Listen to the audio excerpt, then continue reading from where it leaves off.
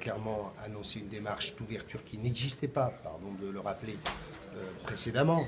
La présidence de la Commission des finances est proposée à un membre du Parti socialiste.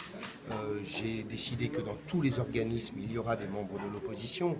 Donc je m'inscris vraiment dans une démarche qui est celle de considérer que dans une collectivité territoriale, on n'est pas forcément obligé de reproduire simplement le modèle de l'Assemblée nationale.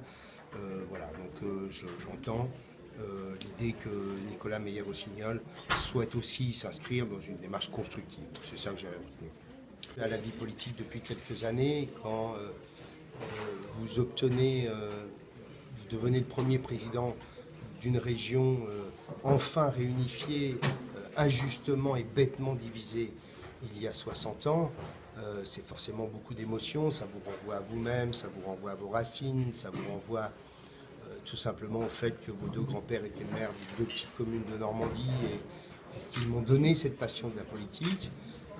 Et puis de l'autre, de la détermination. Je vais me consacrer à 100%, à 150%. J'ai annoncé, je crois, dans mon discours, beaucoup de chantiers qui vont être lancés. J'ai profité de toute cette période pour avoir beaucoup d'entretiens avec un certain nombre de personnes qui seront des acteurs clés. Je pense au président des métropoles, je pense au président des départements que je revois ce soir.